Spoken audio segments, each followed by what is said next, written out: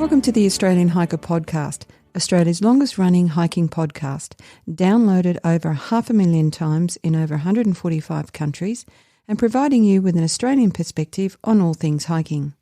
We're your hosts, Tim and Jill Savage. This is episode 216 of the Australian Hiker Podcast, and in this week's episode we talk about the Canberra Summits Walk, an urban adventure of our own creation. Before we get into today's episode, if you'd like to help support Australian Hiker and this podcast, there are a couple of ways that you can help us out. Firstly, by subscribing on your podcast host of choice so that each episode is available as soon as it's published, and if you have the opportunity, leave us a 5-star review. Another way to support us is go to the Australian Hiker website at www.australianhiker.com.au and click on the supporters page and buy us a coffee. You can do a one-off donation or become a monthly supporter. All donations are greatly appreciated and help us to continue producing this podcast and blog. Now let's get on to today's episode.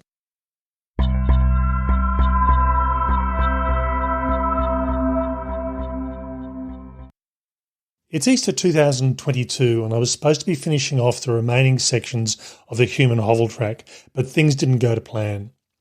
I discovered too late that a large number of Australians were travelling after 3 interrupted years due to bushfires and COVID, and as such many of the campsites that I needed to use were fully booked out and also very full. So a change of plan was required. My preference is to do hikes that are a bit more secluded or at least not so crowded, so I opted to swap my planned Easter hike with a long-distance urban hike that I originally had intended on doing in May. This hike falls into 2 main categories. Firstly, it's an urban hike, taking in my hometown city of Canberra. And secondly, it's very much a choose-your-own adventure rather than a formal trail. While I've been thinking about this walk for around 12 years, for a number of reasons I've never got around to doing it. After a prompt by another Canberra-based hiker who undertook a similar journey last year, as well as the desire to do something just that little bit different, I decided this was the year to put this into practice. So after a couple of months of planning, I put together a 3-day, 82-kilometre peak bagging trip, taking in the key mountains and hills in the central Canberra region, averaging around about 27 kilometres a day.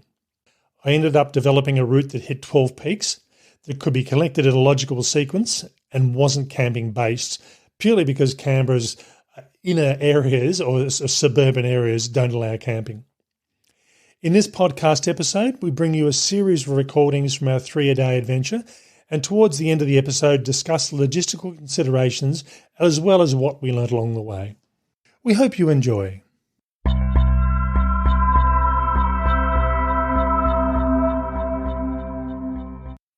Good morning. It's Good Friday. It's just after 7:30 and we've just started our Canberra Summits Walk, for want of a better term. And over the next 3 days, we'll be walking up 11 of Canberra's tallest hills and mountains in the centre of the city. We're not doing all of them, we're just doing the main ones and the ones that made sense putting this route together. And it really is a creation of a route. We've done all of these walks, summit walks separately, and this is just putting them together.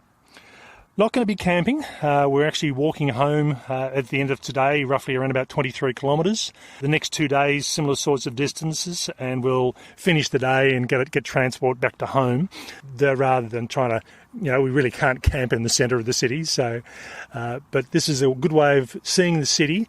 Mount Painter, from my perspective, which is our first walk, I just love this mountain. It's really underrated, but it provides views you just don't seem to get anywhere else in the city. Yeah, you get 360-degree views, and it's urban, it's city centre, it's suburban, and it's rural, and all from the one spot. And today we've got fog in the valley, so the mountains look as if they're just floating on a sea of fog. So it's really quite beautiful today. I think it'll burn off. The cloud is pretty minimal today, so yeah, I'm looking forward to it. Okay, we're going to be doing recordings as we go and taking lots of photos, and we're going to be doing a write-up of this trip as well. So we will progress on down into the fog, heading towards Black Mountain. It's 9:24. We're at the top of Black Mountain, our second summit for the day and of the trip. We've been going for roughly 2 hours, and we've now done 7.5 kilometres, or just a tiny bit over. Black Mountain ascent was a bit steep in the last section, and we're actually thinking there's, unlike, say, Mount Ainslie, which has a lot of switchbacks and it's a longer walk but a lower grade, this one's almost just straight up with no easy stops in the last section. Yeah, so it takes a bit out of you. So it probably took us a little bit more time on that last bit than we would normally take, but it's we're now back up above the fog, which is burning off down below, but certainly not completely burnt off. And it's a lovely spot, and lots of people out and enjoying the hillside. One thing I hadn't realised, only because I hadn't been up here for so long, the Black Mountain Tower, which used to be one of the tourist destinations in Canberra, it had a viewing platform that got you up over the trees and provided views over quite a lot of Canberra, particularly into the central basin area. It's closed for the public at the moment, and apparently it's under renovation, but it's been closed for a number of months now, and as a result, normally you would expect to see a lot of people up here and a lot of cars. There are a lot of people up here. People come to do touristy stuff and just do their morning or their daily walks.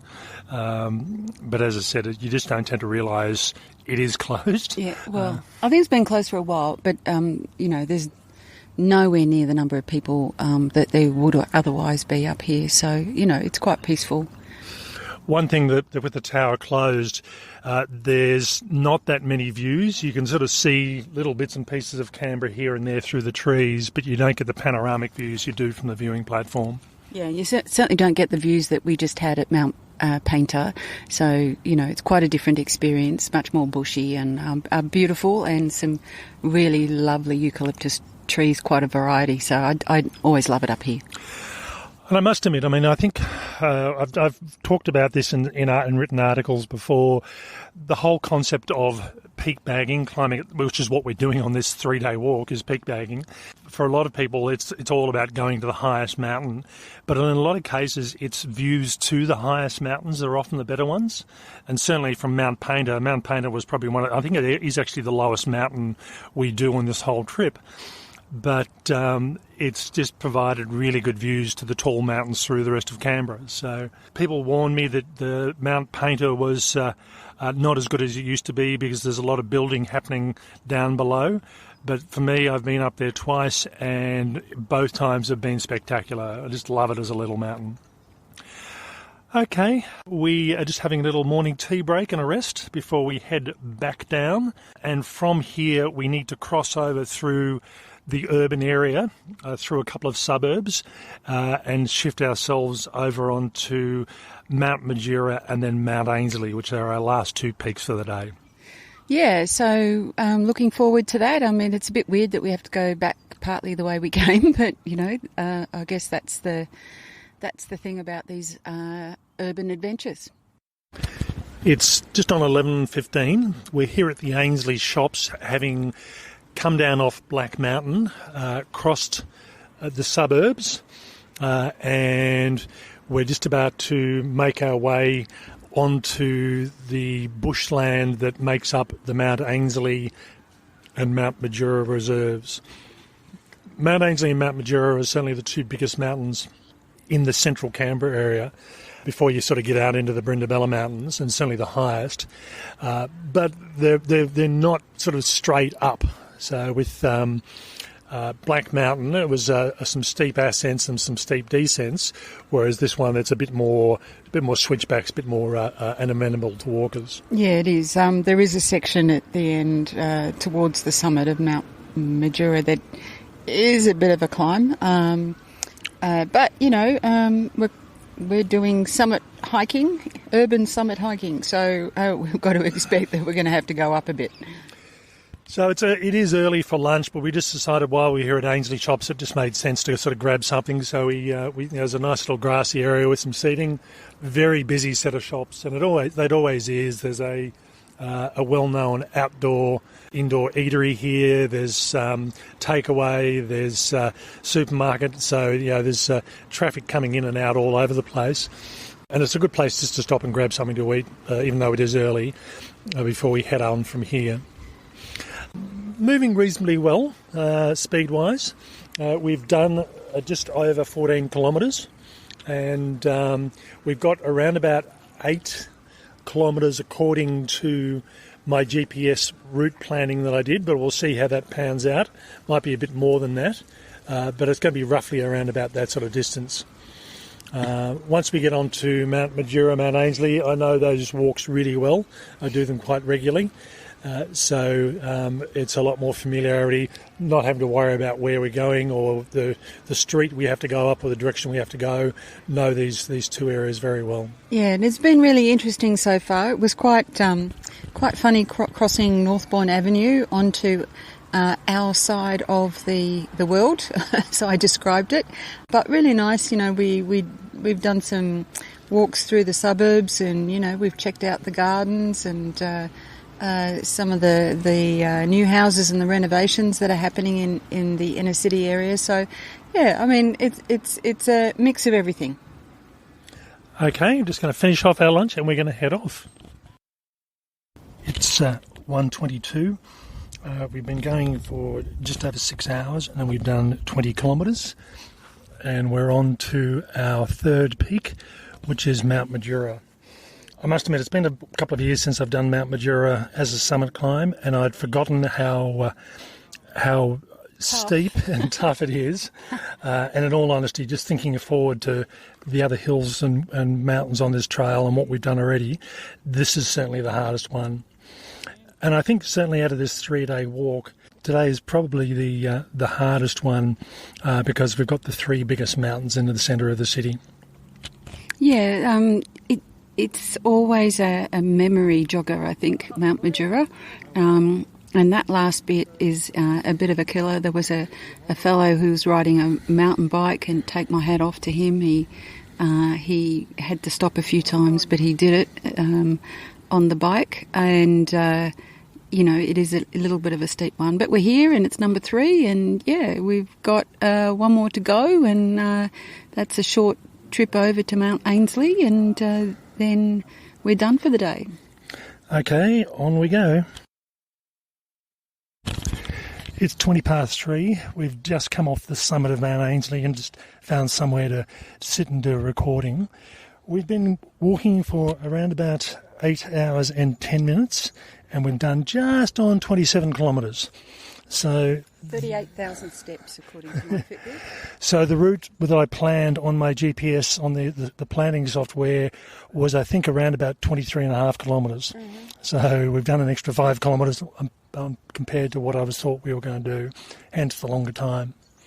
Mount Ainslie, much easier than Mount Madura, although they've put a new set of steps in to improve the trail and the upwards slope where we came up. And if anything, it made it harder. Yeah, I think so. I think it's probably made it a little bit steeper as well.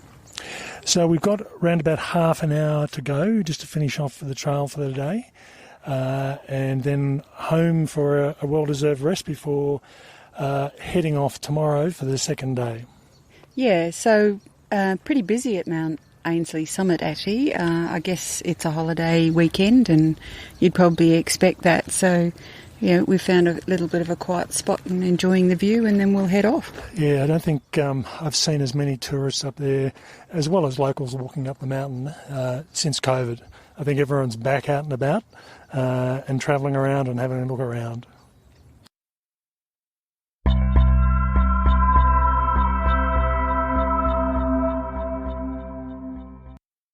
Good morning.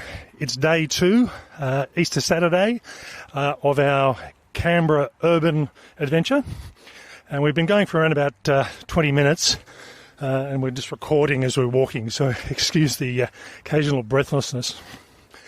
Another really nice day, and again this the weekend weather forecast is pretty spectacular, sort of 22, 23, 24 sort of thing. No rain, no wind, so it's a really nice sort of weather conditions.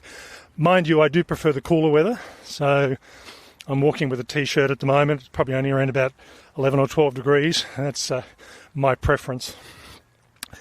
And in all honesty, I had planned on doing this walk around about May, when the weather was a bit cooler. I just find once we start getting up to sort of 18 plus, it becomes a bit harder to avoid the heat. Today we've got 4 mountains to do, or 4 hills. We've got Red Hill, Davidson's Hill, Mount Magamonga and Mount Taylor. And I originally had thought we'd do a 5th one, but we'll see how we go. But given that we did 5 kilometres more than we planned yesterday, it's really interesting. You plan a route on a GPS software, and admittedly I didn't go to exactly to plan, and we ended up doing the 5 kilometres extra, so it makes a bit of a difference. Had a good night's sleep, very early night's sleep. I think we were in bed by 8 o'clock and I was in sleep about 2 minutes later. Not much traffic around today, which is really interesting. Yesterday there was quite a bit of traffic around at 7 o'clock.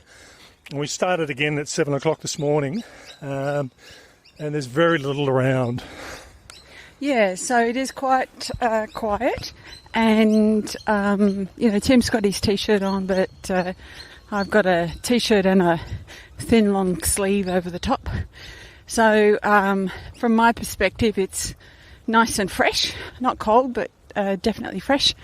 And we're going to have another lovely warm day today, and we're going to see a little bit more urban in a city, suburbs, and some very nice hills and views down to the south. It's interesting so far. This first section of the walk is actually my walk to work, which is normally just under 4 kilometres each morning. So we're repeating that. But then we go past Parliament House and up onto Red Hill. Haven't done Red Hill for over probably about 18 months, in all honesty. So looking forward to seeing what that's like. And it has been interesting, the hills we did yesterday. Some of them, Black Mountain as an example, was really lush with native vegetation, whereas other mountains and hills, a lot of weed growth. And this is certainly where they've been cleared for farming, for rural areas, or in the case of yesterday, we had a couple of areas where there are large high tensile power lines and they'd cleaned underneath them, but as a result, a lot of weed growth. So it's going to be interesting to see what happens over winter time once a bit of frost and cold comes in and a lot of the weed growth dries back down. But potentially there's going to be a lot of fuel for grass fires next season if this continues the way it's going. Talk to you later. It's 9 o'clock. We're at the summit of Red Hill, which is our first summit for the day. We've been going just on 2 hours. We've been up here for about 10 or 15 minutes, having a break, using the toilet facilities, and just having a look around, taking in the view. One thing that surprised me, the walk so far today has been pretty good. It's virtually identical weather to yesterday, cool but starting to warm up already. Very few people around today, again, which has surprised me. They're certainly here, but not in the numbers that I saw yesterday. Black Mountain Tower yesterday, the tower facility is actually closed, so that used to be one of the main tourist destinations in Canberra, and that's at least temporarily closed, and I'm not sure what the long-term plan for that is. The kiosk up at Red Hill, which is an iconic building, in fact, before you could get up the top of Black Mountain and Mount Ainslie easily, this was the main summit to go to see the city of Canberra. But the actual kiosk and restaurant is also closed, which is which is understandable given COVID over the last couple of years. But it surprised me that it hasn't been reopened. So it looks a bit run down, needs a lot of work, a lot of maintenance to the landscape, and there's just no one up here. Whereas there used to be cars here all the time.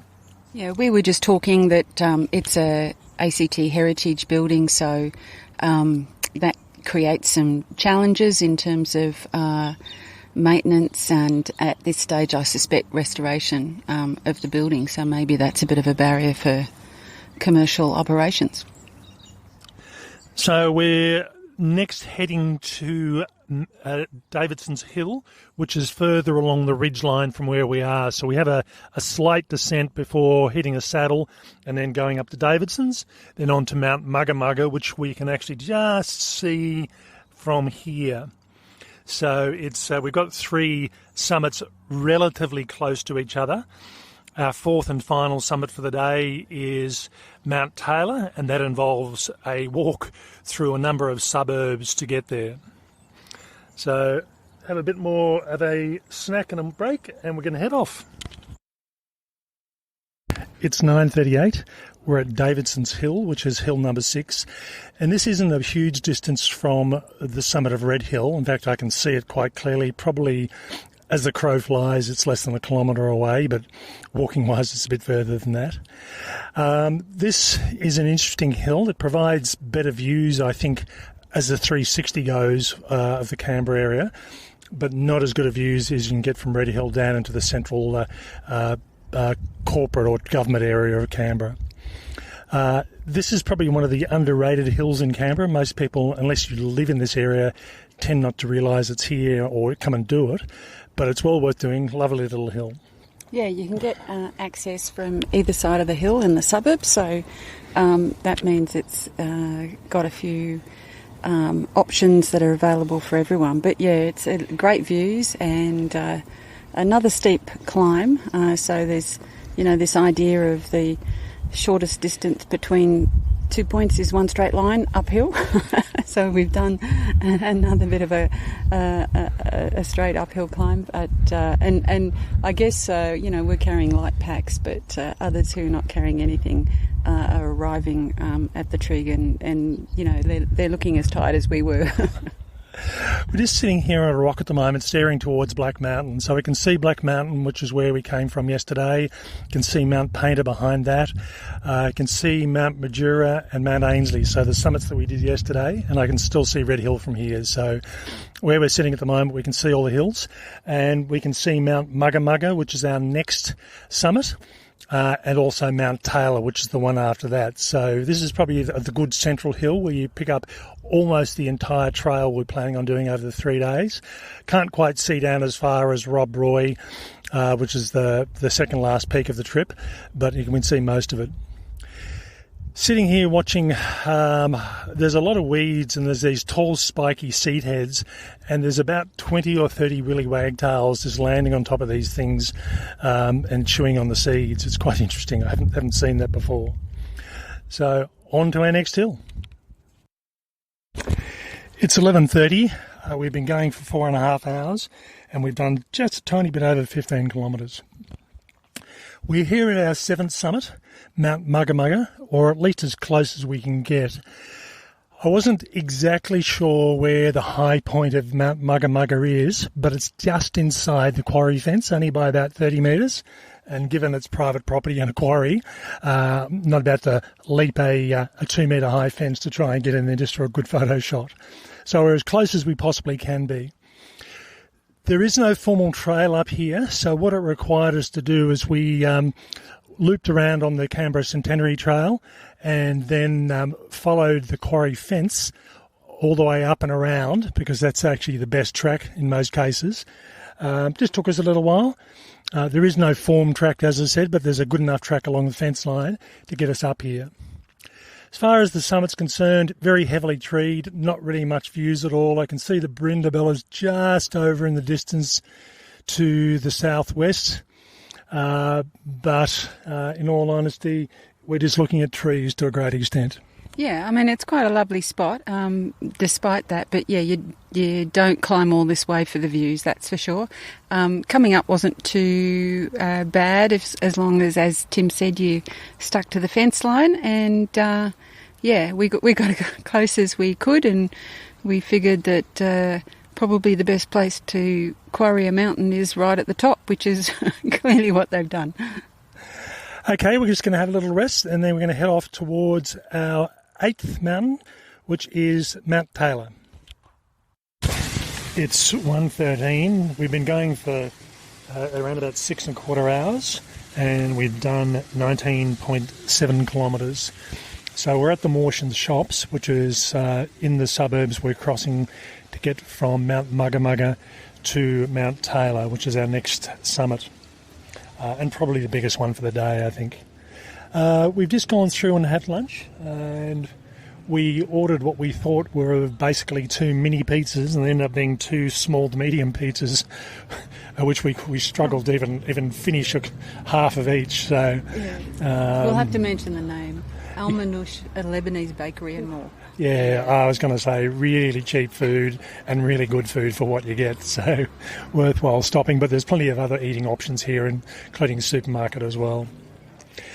The last walk, again, coming off Mount Magamonga was fine, back onto the Centenary Trail to a great extent. And as I've said, now we're making our way over towards Mount Taylor. So realistically, we've probably got about, I'd say probably 45 minutes before we get up to the top of that, maybe an hour. And then we'll see what we do. I had actually planned on doing another summit after that, but I'll see what the timing's like and see what we feel like. Yeah, it's been a good morning, a mix of bush and suburban hiking, and there was a road that I've been down many times, at least driven down. We had to walk it. I didn't ever realise how long it was, but I think it was because I was waiting for lunch. But yeah, so it's really interesting, and it's a great way to see your own town. Okay, on we go. Good afternoon. It's just on 2:28. We have been going for 7 hours and 20 minutes. We've done 23.7 kilometres, and we've just summited Mount Taylor, which is our 8th summit for this walk. And we've got one more to go today. We weren't quite sure whether we'd do 4 or 5 today, but certainly the next one, Mount Wanniassa, or Wanniassa Hill, depending on how you want to look at it, is fairly close by and not very high compared to a lot of the other summits we've done today. I was going to say, close by is relative and not very high is relative too. It's still a hill. Weather's gotten reasonably warm again. Warm by my standards anyway. It's just on 23 degrees. And while that might sound nice, I do prefer the cooler weather. I much prefer it to be 10, 12 degrees. I don't feel the cold at all. And it's much easier to get to walk faster without having to be dealing with the heat. Yeah, I think the other thing is, though, that the places that we seem to be walking through at a particular time in the day are quite sheltered and sun traps. So it does feel a lot warmer than that 23 degrees. So we're sitting here probably around about 60 metres off the summit in a seat that's in the shade, looking over the Tuggeranong Valley.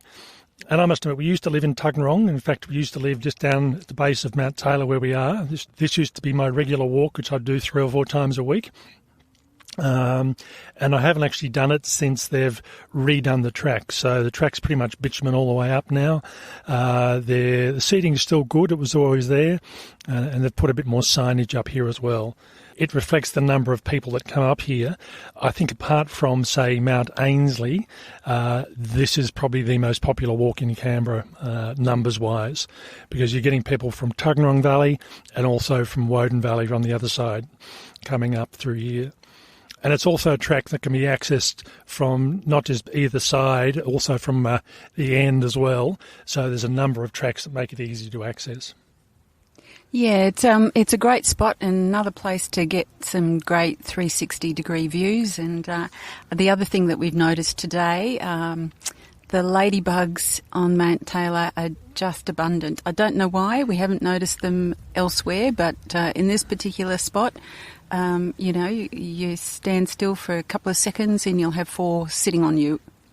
There are hundreds of them. We were standing under the trig marker doing some filming, and every time you'd move, there'd be a ladybug landing on you. So, now, what was the comment you made just before we started the recording about being lucky? Oh, just lucky to live in such a beautiful place with so many amazing nature trails and reserves and mountains and peaks and hills that you can climb and explore, and just feeling very fortunate. And I think even though we have actually crossed in through some residential areas both yesterday and today, we've spent a lot of it in bushland. And in fact, when we came off Mount Magamonga, it was, you just wouldn't realise you're in the city. You just couldn't hear any traffic noise. You couldn't see any residential or commercial areas. It was just like you're out bush.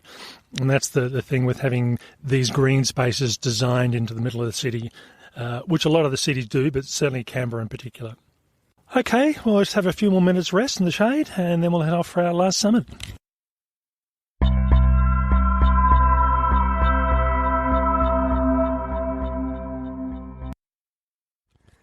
It's day 3 of our urban peaks walk through the city of Canberra. We've been going for just on 50 minutes and we're up the top of Mount Waniasa. Originally, I had planned on doing this yesterday, but I wasn't quite sure exactly how long it would take us. And we did 8.5 hours yesterday, and I didn't want to do 10.5 hours. As it was, probably neither did I. No, as it was, it's probably going to take us in total would have been an extra hour and 15, so it wouldn't have been as bad. But it just means we have to do this section today. So this is peak number 9. Yeah, and sometimes you don't know that unless you've done all the peaks independently. One of the things that we weren't sure of was how to get across another 6-lane major road. It turns out that there's a walkway under the road, so that works quite well. But yeah, until we got there, we wouldn't have known, and then we were a little bit isolated if we couldn't get across. Feeling reasonably good today. I think sort of doing 3 days of walking, certainly the body wasn't suffering as much as the first day. And I think in all honesty, the first day was the 3 big peaks, Black Mountain, Mount Ainslie and Mount Madura. They're certainly the tallest peaks in the centre of Canberra. So, I think the other ones haven't been as bad, although Mount Taylor wasn't easy yesterday. And we'll see how we go later today.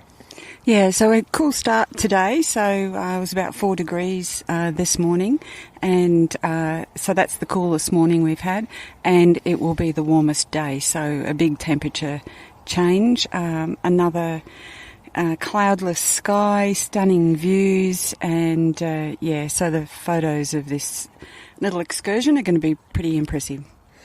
Okay, we're just going to have a snack break, take in the views, and then we'll head on. It's 3 hours into the trip. We've done 11 kilometres and time-wise it's 10:27. So we're just having a break at Caldwell Shops, which was really only about a 50-metre detour off the track we were following.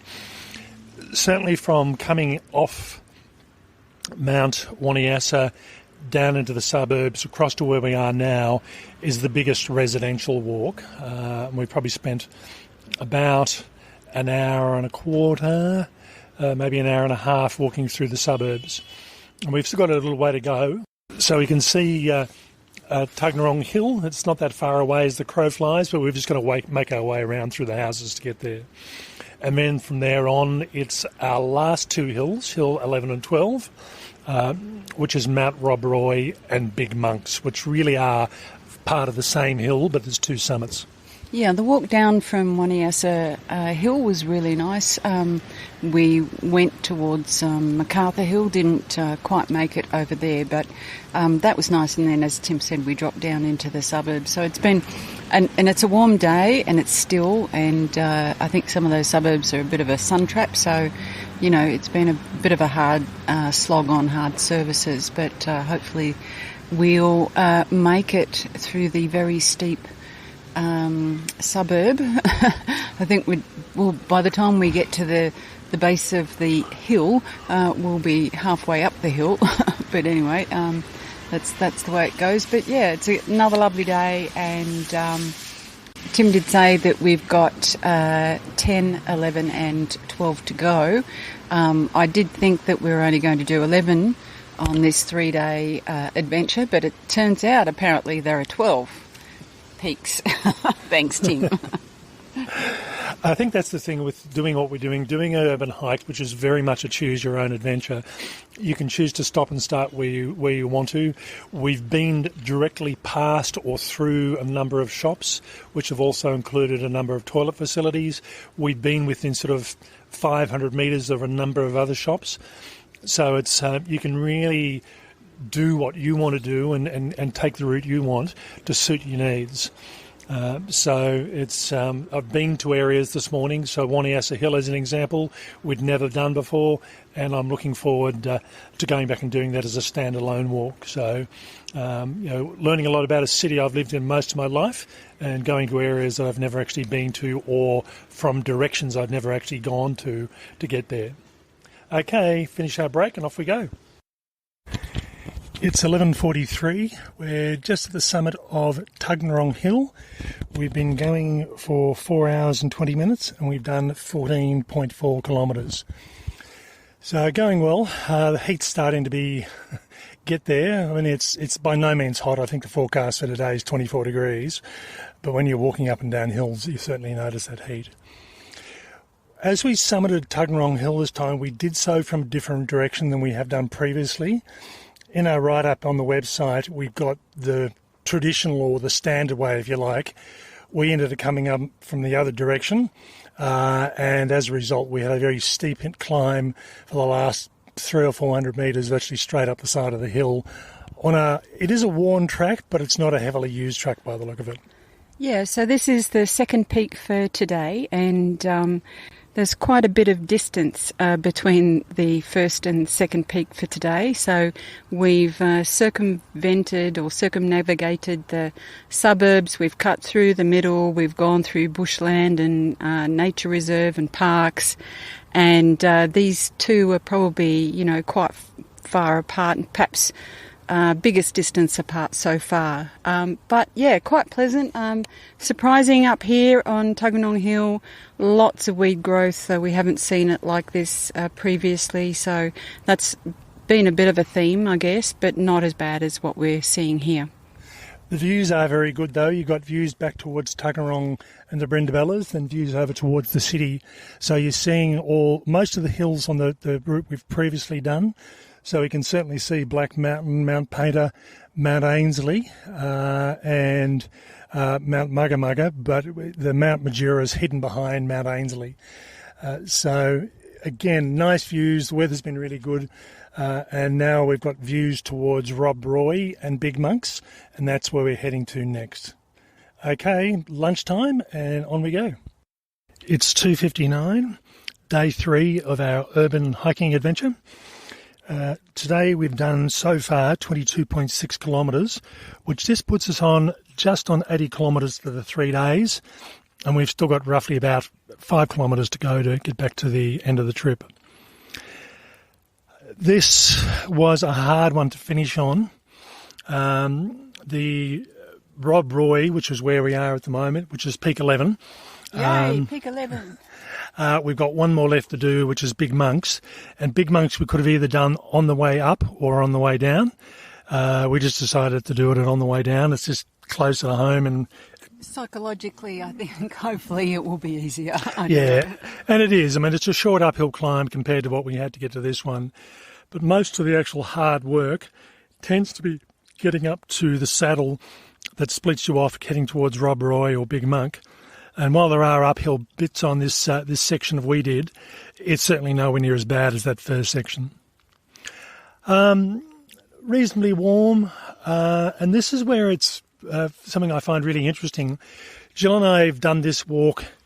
We've done Big Monks by itself, and then we've done Rob Roy and Big Monks together as a walk. And from my perspective, I thought there was more growth in the trees.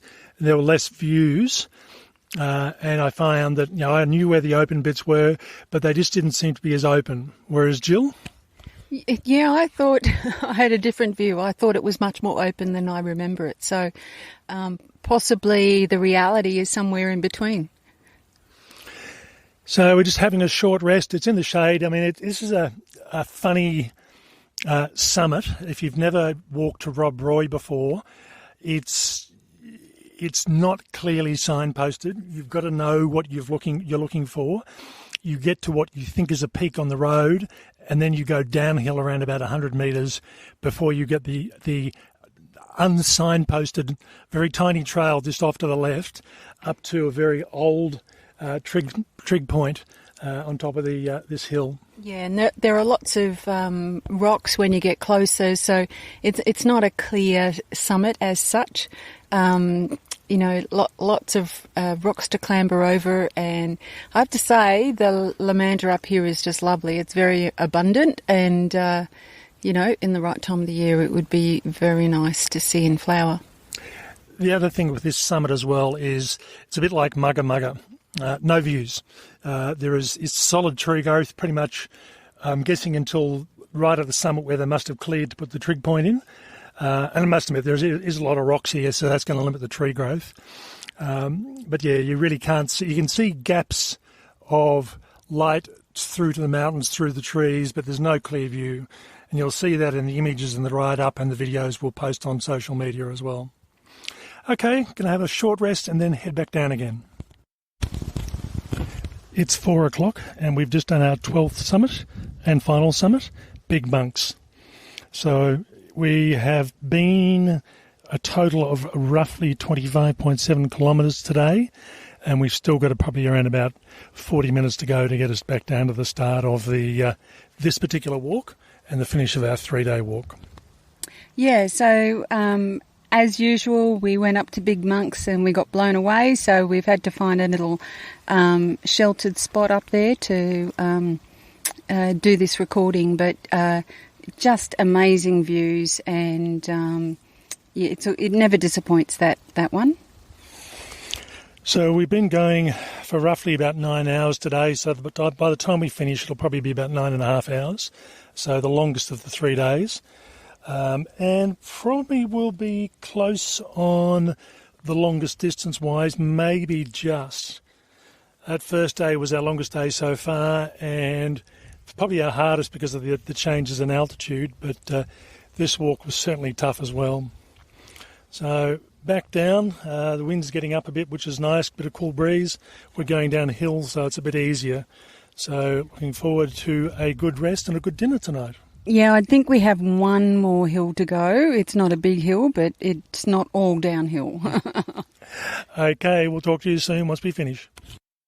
It's 4:57 on day 3 of our urban adventure. We have finished and done just on 82 kilometres for the 3 days. Probably more than I thought, but I had a couple of different mapping systems I was using and ended up with different distances. But also I changed direction and did some different directions as we went. So that's it for this trip.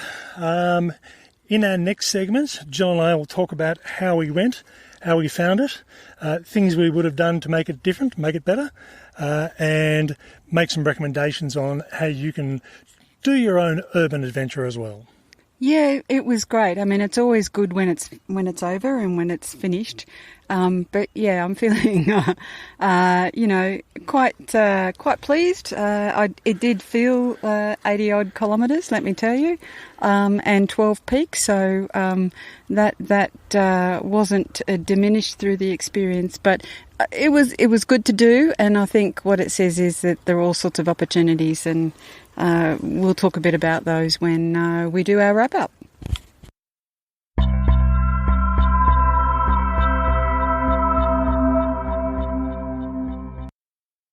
So that was a series of recordings from our 3-day urban choose-your-own adventure and through the city of Canberra.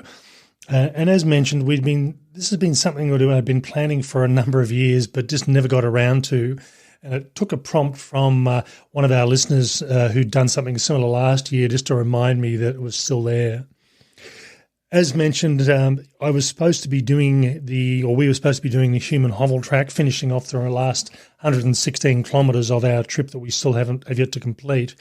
And due to just the sheer number of people that are out and about over Easter camping and hiking in school holidays as well, I've just had to swap these two trips around. So over the 3 days, we travelled a total of 81.6 kilometres. That included 12 peaks. And on day 1, 28.79 kilometres. On day 2, 27.3 kilometres. And then on day 3, 28.39 kilometres. Now, in all honesty, one of the things that was a bit confusing, if you like, is I sat down and planned this on GPS software and ended up with approximately around about 69.5 kilometres. So it ended up being quite a bit different. There was virtually 12-odd kilometres extra.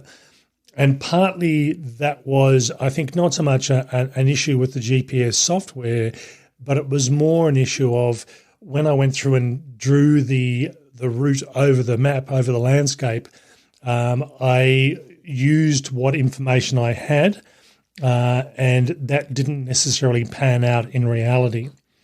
So on day one, I was planning on coming down the nose of Mount Pater and almost going in a straight line across to Black Mountain, and that wasn't possible for a couple of reasons. One, there was fairly heavy grass growth and weed growth, and I was preferring not to walk through thick grass that I couldn't see what was there.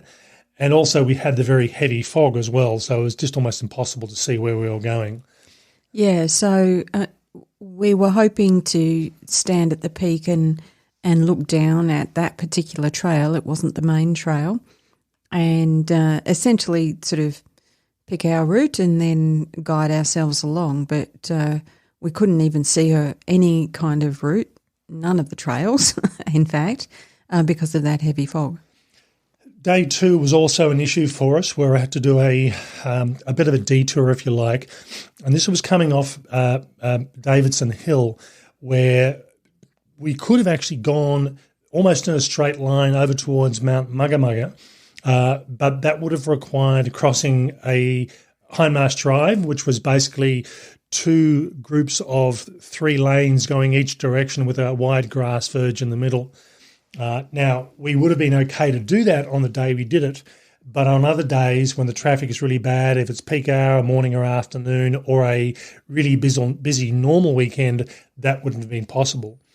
So instead, we decided to opt for the safe option and come out to the road as far as we could, go downhill around about 1 kilometre, cross at a set of traffic lights, and then come back up again before connecting back onto where we thought we should be. So that again added a couple of extra kilometres. So there were a number of those sort of examples throughout the day over the 3 days where we just found that adding little bits of additional distances here and there basically added a total of around about 12 kilometres extra on what we were planning. Yeah, and I think what we were trying to do was be safe and be conscious of the traffic, and that's probably one of the things that you don't have to think about when you're doing normal hiking. But the intended route versus the reality, I guess that's always the case when you're making your own trail. Of the 3 days, certainly for us, the hardest by far was day one. And it was actually the longest distance, not by much, but we ended up having Mount Painter, which was not a difficult mountain by any means, but we then had Black Mountain, Mount Madura and Mount Ainslie, which combined were much bigger, and we had much bigger ascents and descents. So physically it was the first day, which is always a hard day, and then combined with just the sheer ascents and descents, I certainly felt it that night and the next day, at the start of the next day. I felt it every day, Tim. Having said that, though, the last day, the mountains were actually higher, but we didn't have as big an ascent and descent in total because the mountains, Black Mountain and Mount Ainslie in particular, look physically big mountains within the landscape. But certainly the other ones tend to, because you're starting higher up, you're not starting from a lower sort of ascent, it makes things a bit easier. I think for me, this was the longest series of days I've done in quite a while, certainly since probably, I think probably around about 8 or 9 months. And it was a bit warmer as well, which certainly the heat tends to knock me around a bit. And when I say warm, 22 to 24 degrees is not hot by any means, but I tend to thrive a bit better in the cooler weather. And if I've got an option, 12 degrees, 13 degrees is probably my ideal sort of temperature. On the third day, which was the coldest day, starting at around about 5 degrees and getting to 24 at the hottest, I was wearing a T-shirt to start with, where Jill had an extra layer on top of that. Yeah. So I think the other thing about the temperature was that we tended to be hiking in very sheltered spots, so very sunny, very sheltered spots, which intensified the heat a little bit. Lots of sun traps, northern sun and so on. And, I think that probably changed the temperature for us in the particular spots we were at. The other thing that was certainly noticeable to me, I mean, with the exception of Mount Waniasa and Mount Magamonga, we'd summited all the rest of these hills, so we were reasonably prepared for what we came across. But there are a couple of differences that were a bit of a surprise to us. We've had a lot of rain over the last 12 months, and it's been fairly consistent rain. So there's a lot of the undergrowth has grown. And in the case of Black Mountain, that undergrowth is native vegetation, and it's a spectacular landscape. It really is. But a lot of the other mountains, because they were either denuded from a farming practice, or they were logged, so there was basically just barren hills many, many years ago. They have now got a lot of weedy regrowth.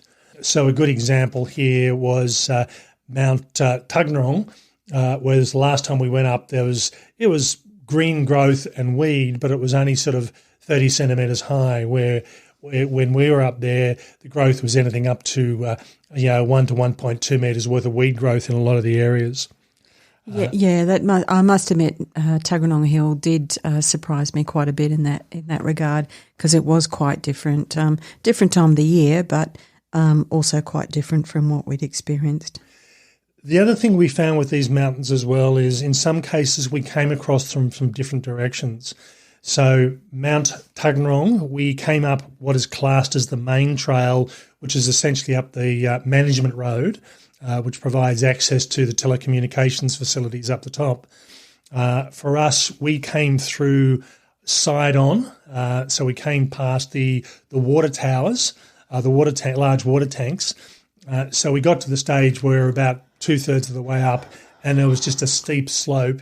There was a worn trail there, so people are using it quite regularly, but there were no switchbacks, so it was just steep all the way up. Yeah, it was a little bit like a goat track, I think, and we had more than a few stops to catch our breath and continue on. It wasn't long, but it was quite steep, and a couple of times I did need to use my hands a bit. It was that steep. We also chose to I'd originally planned to do a different route up Mount Rob Roy. I was planning on coming fairly close off Mount Tuggeranong, virtually going up to the series of ridges and ranges that joined in with Mount Rob Roy, and following along the ridges to the summit.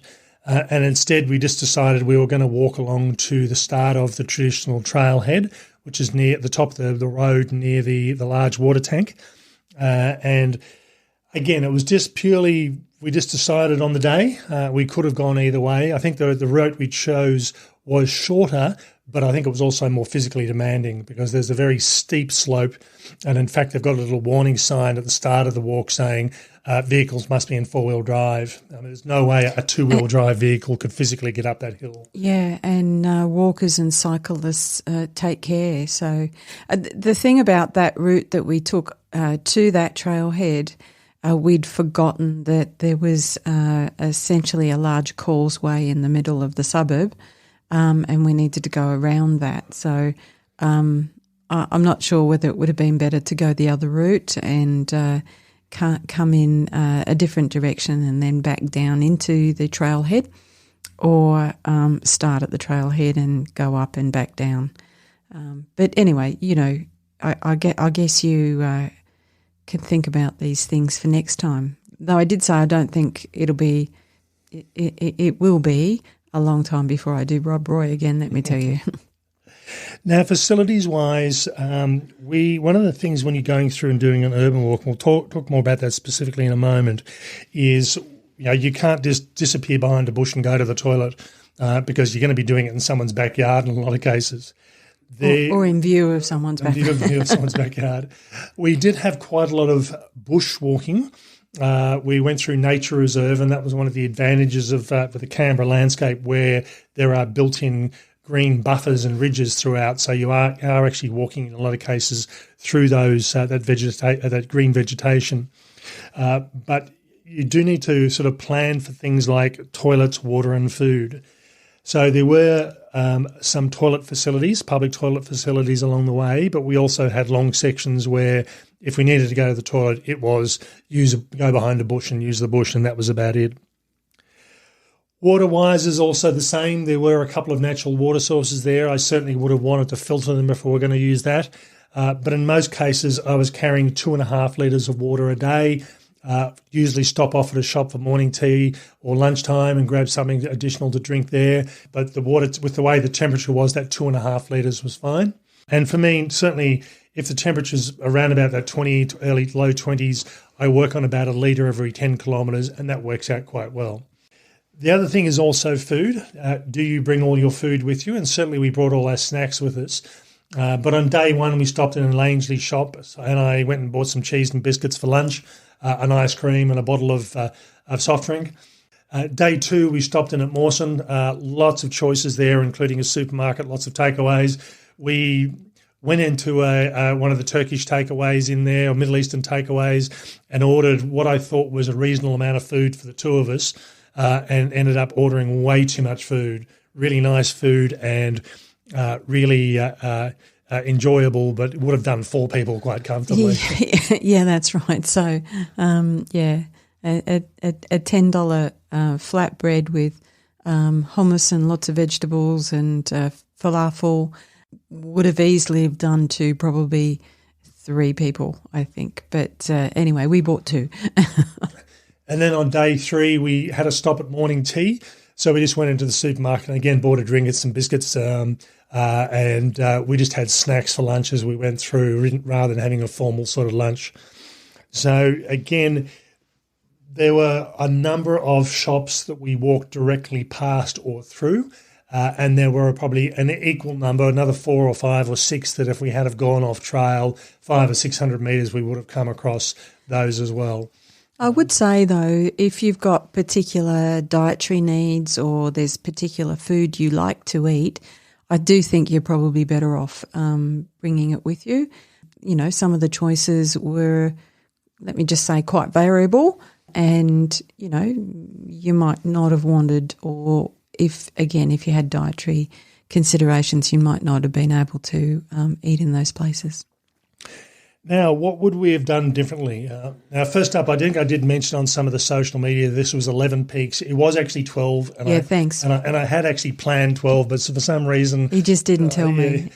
I had 11 peaks in my mind. I knew exactly what they were, but I just couldn't add up. So certainly the peaks we picked were all good. I wouldn't have actually skipped any out. And I think the route that we chose was certainly the best way to go. You know, I just wanted to get a continual trail rather than just doing 3 separate trails that were no way linked. But, you know, you can do it in different ways. You can do loops on each day. You could do it in reverse. There were all sorts of things that we could have done. The direction suited us and made sense for us. Now, we were averaging 27 kilometres a day. It would have been very easy to split that. Instead of doing it in 3 days, could have very easily done it in 6 days and just do 2 peaks a day rather than 4 peaks a day, which is what we did. So there's nothing saying that you have to do the big distances that we chose to do. It really depends on what your fitness is and how big a challenge you want to set yourself.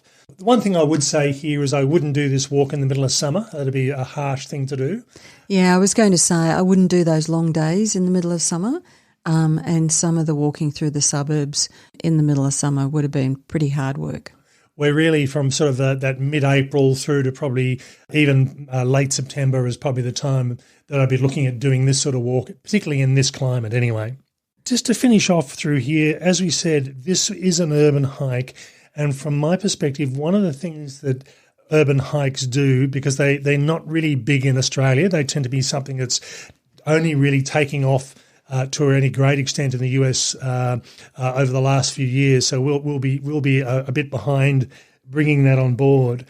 But the ability to urban hike was you don't actually have to travel anywhere to go hiking. So in this case here, we got an Uber to our starting point on day 1. Day 2, we walked out our door. Day 3, we got an Uber back to where we finished off on day 2. It could have very been a partner or a family member dropping off, depending on what was available. Yeah, and I think, depending on where you live, you could have done public transport, or if you were doing it with a group of friends, you could have dropped a car, driven to another spot and then walked back and gone and collected the car. So there are all sorts of different ways you could do it. And I think, the advantage for me was just the opportunity to look around and look more closely at, things that you probably didn't notice very much. Yeah, and I think I've driven through just about every suburb, at least all the older suburbs in Canberra. But there were suburbs, when you walk them, you see things differently. And again, there was so much we noticed walking through these suburbs that we had never seen before. Yeah, there's a bit of a trend for probably 80s, 90s houses, brick houses, to be painted. So that's kind of the thing, or rendered. That's the renovation thing that's happening at the moment that we noticed as we were walking through the suburbs. I think that's the thing with urban hiking. You can do this including bush and parkland, or you can just do it purely through residential area, and it really depends on what your city has on offer and what ability is there for you. But certainly for us, as I mentioned at the start of the hike, I wanted a 3-day hike. I wanted to try and hit the main peaks in Canberra. We potentially could have kept on going and added another couple of days and done more peaks, but we really did hit the majority of the major peaks through the centre of the city. And from there, we really would have had to have picked lesser-known peaks, and it would have become a bit more complex having to crisscross back and forward across the city to try and pick them up. Though having said that, there are a couple that we stumbled upon that we'll go and explore. Waniasa Hill was one of the ones that we hadn't been to before, and there's another one just nearby that we might go and have a look at that we didn't get to. Now, this also brings out the concept of choose your own adventure, and I think this is the thing. We so readily do designated trails that are set up by the state or territory park services or environment services, but there's nothing stopping you from generating your own adventure and choosing your own adventure. And as I said, for us, normally we're not into peak bagging, which is the concept of hitting as many peaks or hitting peaks as a goal of the walk. But in this case, this very much was a peak bagging trip. And as I said, we managed to do 2 peaks that we hadn't done before, including one which is actually a designated walk, but we just, for some reason, just missed off our list. So that'll be one we'll do over the next week or 2. So as a final comment overall, think outside the box is what it comes down to. If you don't have a lot of time, if you don't have friends that you can go hiking with, and you don't feel comfortable going bush by yourself, walking through the suburbs and even through the green space within the city provides that bit of extra surety. You're not far from home in a lot of cases, and it gives you the versatility that you may not pick up without having to leave the city. Yeah, and I think, one of the things that Tim said for us was, it's great that I think almost everybody in Australia is on the move, and we weren't able to be, but we wanted to do something. So we got to come home at the end of the day and reward ourselves with some nice food and have a shower and sleep in our own bed. So, there's something to be said about that. Okay, that's all for this week's episode. We hope you've enjoyed this urban choose your own adventure hike. Now, this was done in our home city of Canberra, but there's nothing stopping you, wherever you happen to be based, seeing what's available in your own city. That's all for me. Bye for now. And bye from me.